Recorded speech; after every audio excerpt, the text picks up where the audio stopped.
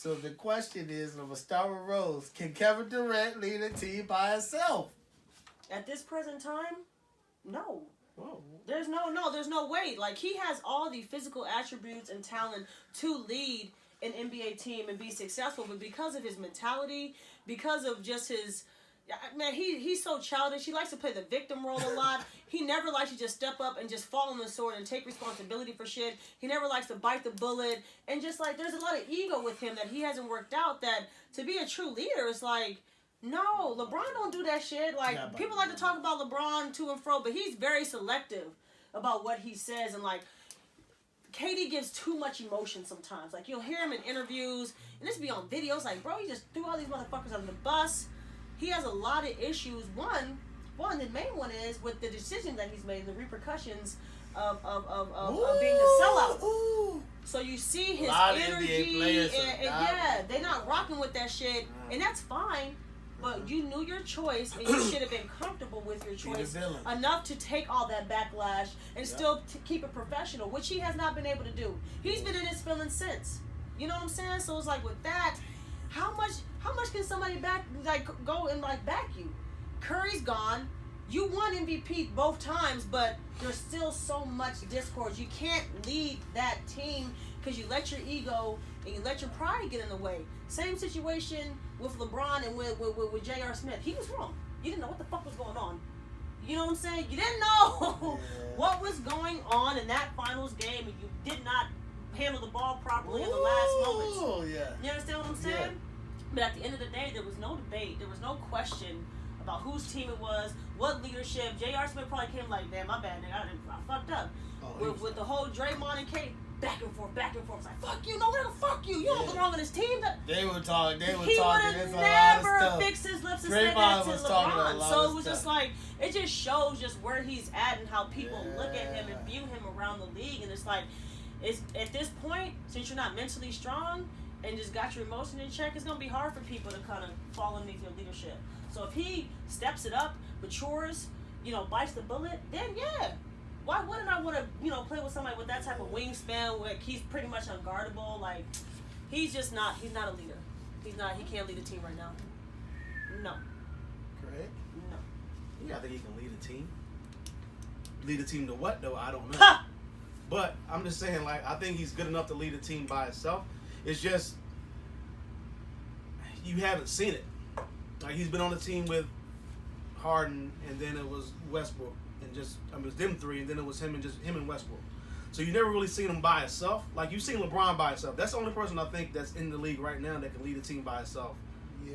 With no get him to the help. playoffs. And not only get him to the playoffs, but get him to the finals. Yeah. The time he took the Cavaliers to the finals a couple times. Crazy. I mean, LeBron has had help before, but it's also been times where he had no help. Even with All-Stars on the floor, he's had no help. And so I just don't know about Kevin Durant. I mean, if he goes to a situation, like if he was on the Clippers and he led and the Clippers were in the same situation right now where they're playing like one of the best two teams in the West, then I could understand, like, yeah, okay, yeah, he can lead the team. He can take the team that nobody thought, because nobody even thought the Clippers were going to be anywhere without a superstar, and they're like one of the best two teams right now, record-wise, in the West. So if Kevin Durant were on that team, they beat some teams. That's what I'm saying. If Kevin Durant were on that team or on like a team like the Nuggets, something like that, where there's no superstars, then I can understand.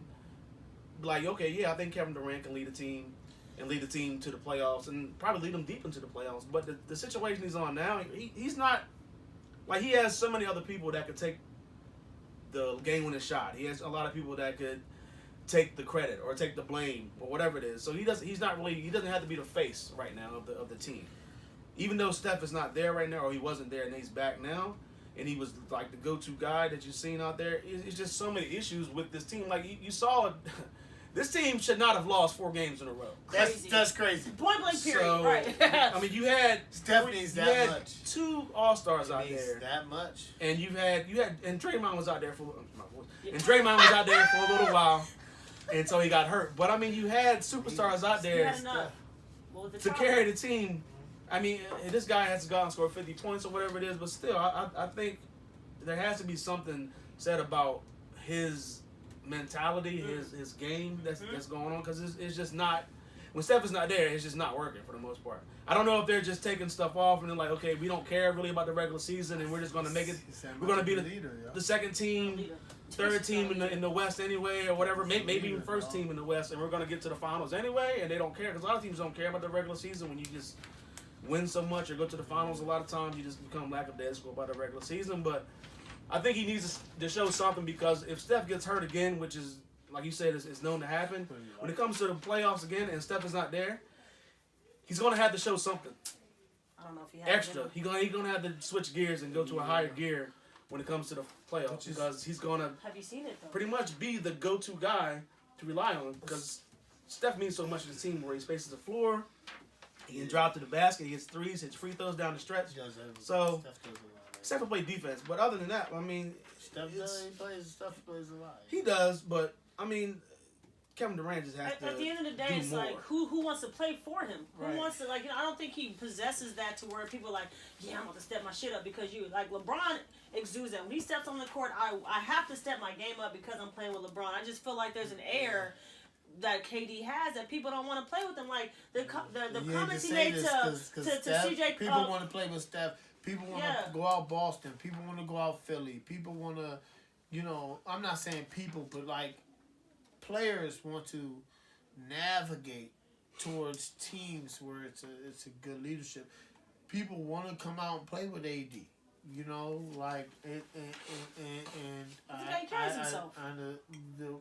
I understand what Will's talking about. Like, he doesn't carry himself right. He went off on CJ talking about, you just need to don't worry about making the play. Don't worry about championships. Like, when you say shit like that, you don't respect another man's craft and hustle. It's like, you send a message out there like, that's crazy. I didn't go, so I understand that. So she's talking about the podcast. It's bullshit. I didn't like it. Man, listen, the Blazers are still balling. But LeBron would have never said that. Right now, Steph Curry wouldn't have said it. He wouldn't have said it. That's disrespectful. It's disrespectful. So Steph is always going to be That's like, that shit, bro. and you ever notice Steph is humble and Steph takes the leadership role. And now I think people are understanding how much of a leader Steph is to the Golden State Warriors. He's like their Jason Tatum. He's a homegrown hero. He He's started not that with no transplant. He's not no transplant. Yeah, he's not so leave. there's a loyalty there. He's not going to leave. He won a championship without KD, and he'll win one after if it happens. Real talk. I mean, that's how Steph is. This guy's hard to look at. You know what I'm saying? So, I think KD just needs to do what both of y'all said. I think he needs a restart, refresh. I'm just some of the maturity actions that he has had. I think the maturity, like, I don't think that you can't be yelling at Draymond on a win. Every game is winnable and you're competitive, right? But like, it's no point of carrying it back into the locker room.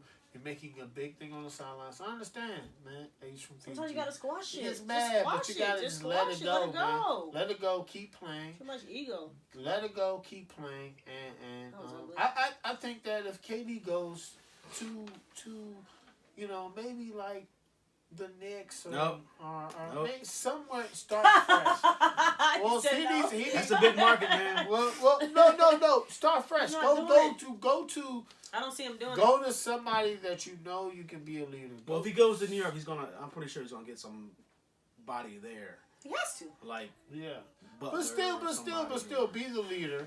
That's all. You know what I'm saying? So be a leader, and that right now, everybody's like, we're asking questions. How much does Steph mean? We shouldn't be asking questions like that.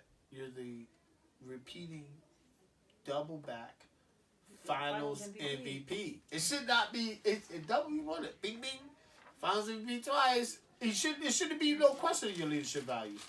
Because everybody I know that won that is phenomenal. They're good leaders. You want Finals MVP? That's a great award.